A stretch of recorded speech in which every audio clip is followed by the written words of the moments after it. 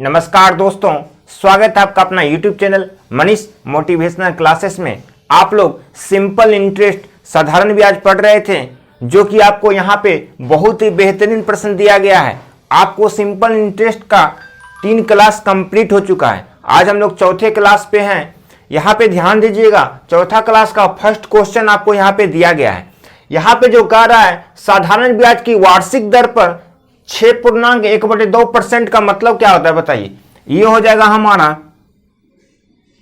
13/2%। कितना परसेंट दिया है? 13/2% से 8% हो जाने पर, देखिए इतना परसेंट से 8% मतलब परसेंटेज में क्या हुआ, वृद्धि हुआ है। तो ऑटोमेटिक क्या कह रहा है, एक व्यक्ति की वार्षिक आय में 40.50 की वृद्धि हो जाती है। जब यहां परसेंटेज में वृद्धि होगा तो यहां पे रुपया में भी वृद्धि ही होगा। तो कितना परसेंट का वृद्धि हुआ आपको पता करना है। तो कैसे पता चलेगा कितना परसेंट का वृद्धि हुआ है? तो 8% में हम 13/2% माइनस कर देंगे। 8% में 13/2% को जब माइनस कीजिएगा तो कितना आ जाएगा? 8 दूना 16, 16 में जब 3 माइनस कीजिएगा तो कितना आ जाएगा? 3/2%। कितना परसेंट का वृद्धि हुआ? 3/2% का वृद्धि हुआ है। तो आप तुलना कर दीजिए, आप यहां पे 3/2% बराबर कितना? 40.50। अब प्रश्न में देखिए क्या पूछ रहा है निकालने के लिए। तो मूलधन कितना है? मूलधन हमेशा कितना होता है? आप मान लीजिए यहां पे मूलधन हमेशा 100% होता है। मूलधन हमेशा 100% होगा।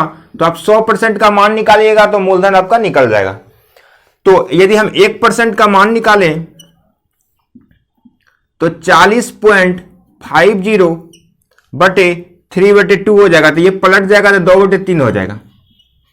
जब यहां पे 3/2 आ जाएगा तब इसको पलट देंगे तो 2/3 हो जाएगा। तो आपको निकालना क्या है? 100% का मान, यानी कि मूलधन निकालना है।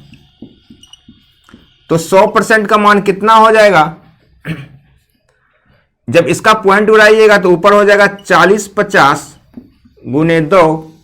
जब यहां पॉइंट था, इसको पॉइंट को उड़ाएंगे तो नीचे 100 हो जाएगा गुने 3। अब कितना परसेंट का मान निकाले? 100% का मान, तो 100 से गुना करना पड़ेगा आपको। ये 100 से 100 कैंसिल हो जाएगा।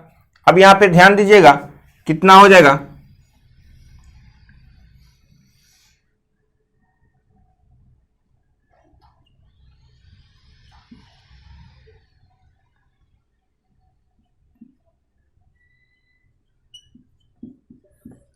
यहां पे आ गया हमारा कैलकुलेशन करके 1350 गुने 2, तो इसका मतलब 2700। इस प्रश्न का राइट आंसर आ गया। क्या किए एक बार फिर यहां ध्यान दीजिएगा। कुछ नहीं था प्रश्न में, आपको यहां मूलधन मांग रहा था। मूलधन कितना मान लिए हम लोग? 100% मूलधन होता है। तो यहां पे क्या बोला? 6.1/2% से 8% अधिक हो गया। तो कितना परसेंट का अधिक हुआ हमको पता करना है, क्योंकि यहां पे अधिक हो रहा है तो ऑटोमेटिक यहां भी वृद्धि हो रहा है। तो देख लिए 8% में 13/2% को जब माइनस किए तो 3/2% आ गया। तो हम क्या किए? 3/2% बराबर कितना? 40.50। तो 1% का मान हमारा इतना आ गया। तो 100% का हम मान निकाल लिए, मतलब 100 से गुना कर दिए। जब 100 से गुना किया तो कैलकुलेशन ही है सिर्फ, और कुछ नहीं है। कैलकुलेशन हमारा कितना आ गया? 2700। इस प्रश्न का राइट आंसर क्या आ गया? मूलधन। आपको हम क्या बोले थे? कैलकुलेशन से आपको खेलना सीखना पड़ेगा। जब कैलकुलेशन आपका फास्ट हो जाएगा तो सवाल आप ऑटोमेटिक सोल्व कीजिएगा। चलिए अब हम लोग नेक्स्ट प्रश्न की ओर चलते हैं। जब ऐसा प्रश्न आपको दिया जाता है तो आपको क्या करना है? डायरेक्ट क्या करना है? या परसेंटेज में देखना है कितना वृद्धि हो रहा है या कितना कमी हो रहा है। यदि वृद्धि होगा तो ऑटोमेटिक यहां वृद्धि लिखेगा, यदि कमी होगा तो ऑटोमेटिक यहां पे कमी लिखेगा। बस एक दूसरे को क्या करना है? तुलना कर देना है। अब यहां पे देखिए, यहां 8% से कितना परसेंट आ गया? 7.3/4% का मतलब क्या होता है? इसको जब आप सोल्व कीजिएगा तो ये कितना आ जाएगा बताइए? 7 चौक 28, 3 कितना होता है? 31/4। आपको 31/4% क्या आ गया? अब बताइए 8% से 31/4% क्या है? ज्यादा है कि कम है? कम है, यानी कि ऑटोमेटिक है, परसेंटेज में हमारा कमी हुआ। तो यहां पे भी देख रहा है 61.50 की कमी हो गया। अब कितना कमी हुआ कैसे पता चलेगा? यहां ध्यान दीजिए, यहां पे 8 माइनस मतलब 8% माइनस 31/4% बराबर कितना हो जाएगा? जब इसको आप सोल्व कीजिएगा तो 8 चौके 32 यानी कि 1/4% का कमी आया। जब यहां 1/4% का कमी आया तो आप यहां पे तुलना डायरेक्ट कर दीजिए। 1/4% यूनिट का मान कितना आ गया 61.50। अब आपको क्या निकालना है यहां उसकी पूंजी कितना है। पूंजी कितना है मान लेते हैं पूंजी 100% है, माना पूंजी कितना हो जाएगा 100%। पूंजी आप 100% माने हैं तो यहां पे 100% का मान कितना होगा, यहां पे निकालिए डायरेक्ट। 100% का मान हो जाएगा 61.50 बटे कितना 1/4 हो जाएगा। 4 क्या आ जाएगा ऊपर चला जाएगा। अब नीचे इसका जब पॉइंट उड़ाइएगा तो नीचे 100 हो जाएगा। अब 100% का मान निकाल रहे हैं तो 100 से गुना भी कीजिएगा, ये 100 से 100 कैंसिल हो जाएगा। ये तो आप पॉइंट उड़ा ही दिए, कहानी खत्म हो गया इसका। तो 6150 गुने 4 कीजिएगा तो कितना आ जाएगा आपको डायरेक्ट आ जाएगा 24,600।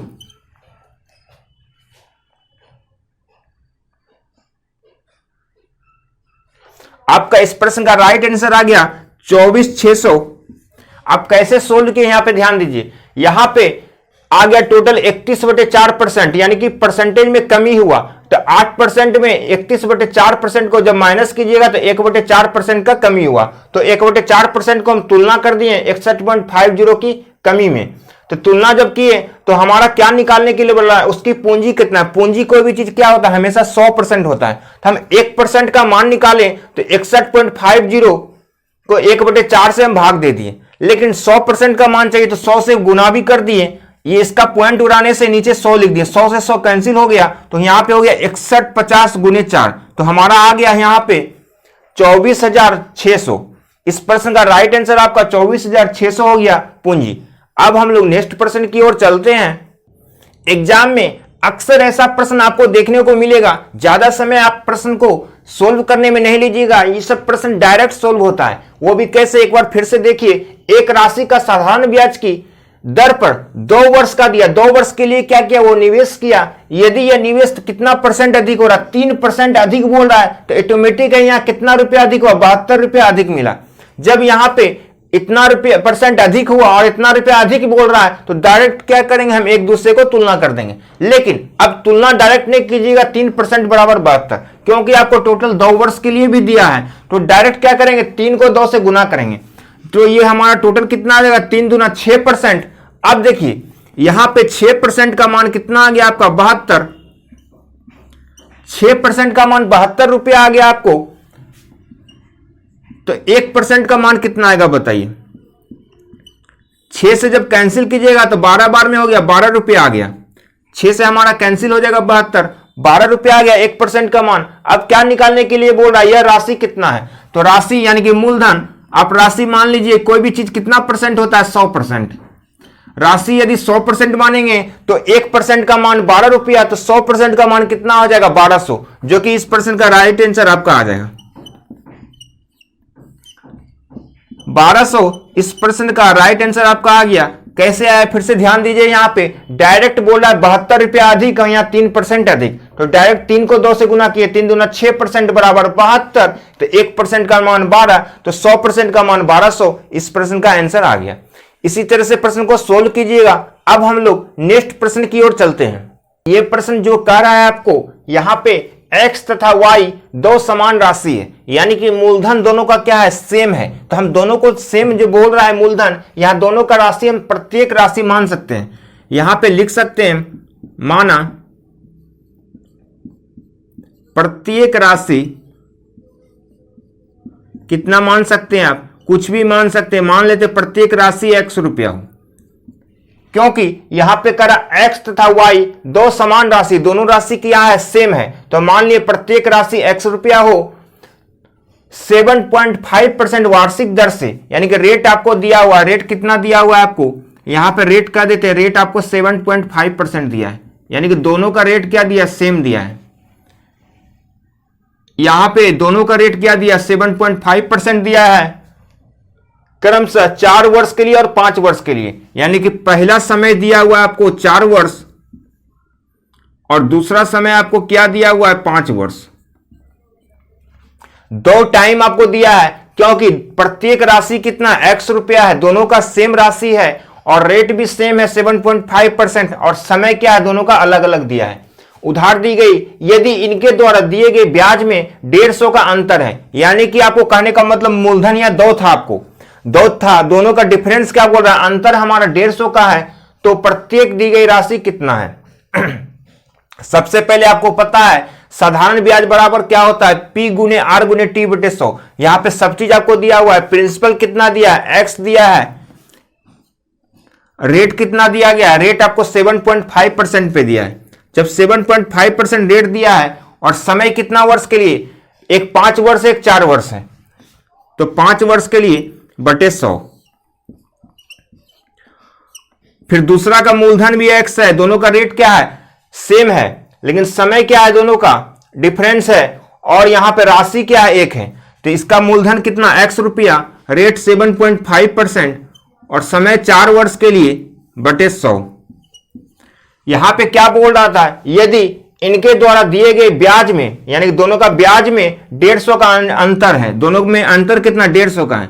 जब यहां पे अंतर बोल रहा है इसलिए हम माइनस किए, दोनों का अंतर बराबर 150। अब इसको सोल्व कीजिएगा तो आपको x का मान आ जाएगा, जो कि प्रत्येक दी गई राशि निकल जाएगा आपका। कैसे इसको सोल्व कर सकते हैं, यहां पे देखिए क्या कॉमन आ सकता है, यदि हम देखा जाए तो 7.5x बटे 100 हम कॉमन ले सकते हैं। 7.5x बटे 100 कॉमन ले लिए तो यहां कितना आ गया 5 माइनस 7.5x बटे 100 कॉमन लिए तो यहां पे 4 बच गया बराबर 150। अब इसको सोल्व करेंगे तो कितना आ जाएगा, 5 में 4 माइनस करेंगे तो 1 हो जाएगा, तो यहां तक का कहानी खत्म हो गया।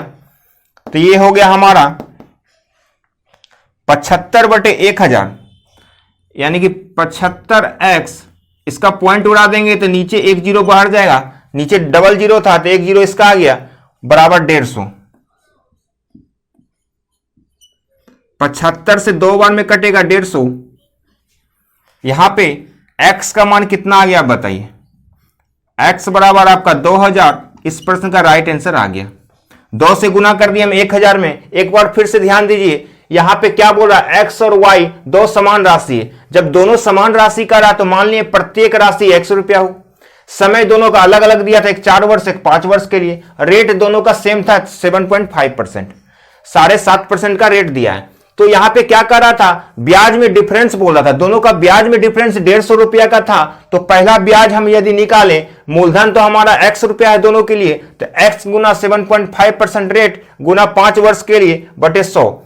दूसरा का ब्याज भी निकालें, x गुना 7.5% गुना 4 बटे 100। दोनों का डिफरेंस देखें, अंतर देखें तो 150 रुपया दिया हुआ था। जब इसको हम सोल्व किए तो हमारा x का मान कितना 2000 आ गया, जो कि यहां पे प्रत्येक दी गई राशि है। इस प्रश्न का राइट आंसर 2000 आपका आ गया।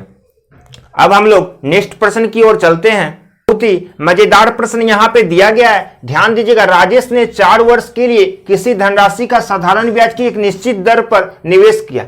अब यहां पे क्या करा, देखिए राजेश जो है, अब धनराशि भी नहीं दिया, यानी प्रिंसिपल आपको नहीं दिया हुआ है, न आपको रेट दिया हुआ है, दोनों में से कुछ दिया नहीं हुआ है। कैसे, राजेश ने 4 वर्ष के लिए किसी धनराशि, बोल रहा किसी धनराशि का मतलब क्या, आपको प्रिंसिपल आपको दिया नहीं है। हम मान लेते हैं, हम यहां पे मान लेते हैं मूलधन। यदि आप मूलधन यानी कि प्रिंसिपल मान लेते हैं P, और दर भी तो आपको नहीं दिया है, और आप दर मान लेते हैं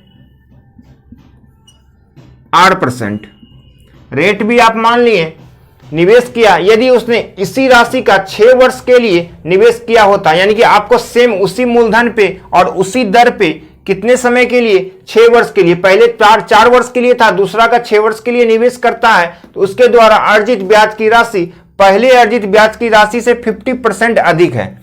तो कहने का मतलब पहले हम निकालते हैं 4% पे निकालते हैं। यदि हम 6% पे निकालते हैं तो पहला मूलधन हो गया P गुना 6 गुना R बटे 100। ब्याज हमारा क्या आता है, P गुने R गुने T बटे 100। अब दूसरा क्या कह रहा है, दूसरा का भी मूलधन सेम है, रेट भी आपका सेम है, समय कितना 4 वर्ष के लिए दिया है। अब 50% अधिक किसमें हो जाएगा आप ध्यान दीजिए। 6 वर्ष के लिए निवेश किया होता तो 6 वर्ष के लिए हम निवेश किया होता तो उसके द्वारा अर्जित ब्याज की राशि पहले अर्जित ब्याज की राशि से 50% अधिक है। यानी कि इसमें क्या कर रहा है 50% अधिक, मतलब 50% अधिक का मतलब कितना 150% हो जाएगा। कोई भी चीज कितना परसेंटेज होता है, कोई भी चीज 100% होता है। यदि हम बोल दें 5% अधिक हो गया मतलब 100 रुपया में 5 रुपया जोड़ देंगे तो 105% हो गया। उसी तरह से यदि हम 50% अधिक बोले तो 100 में 50 जोड़िएगा तो टोटल 150% हो जाएगा, इतना परसेंट अधिक हो गया। अब इसको जब सोल्व करेंगे तो यहां पे क्या बोला, ब्याज की वार्षिक दर क्या है, रेट आपको निकालने के लिए कर रहा है। लेकिन यहां पे ध्यान दीजिएगा एक चीज पे यहां ध्यान थोड़ा दीजिएगा, यहां पे प्रिंसिपल से प्रिंसिपल हमारा कैंसिल हो रहा है। जब यहां पे बराबर का चिन्ह है और रेट भी हमारा दोनों का कैंसिल हो रहा है तो बचा यहां पे कुछ नहीं। तो हम यहां पे इस प्रश्न में कुछ सोल्व हो ही नहीं सकता। तो यहां पे क्या कर सकते हैं, डाटा गलत दिया गया है तो इसमें क्या लिख सकते हैं, ब्याज की वार्षिक दर क्या है पूछा जा रहा है। तो यहां पे क्या लिख सकते हैं, यहां पे आप लिख दीजिए ब्याज की वार्षिक दर ज्ञात नहीं किया जा सकता है। इस प्रश्न का राइट आंसर क्या हो गया, यहां पे ब्याज की वार्षिक दर ज्ञात नहीं किया जा सकता। यदि ऑप्शन होगा तो वही ऑप्शन मारिएगा, क्योंकि यहां पे सब बराबर हो गया।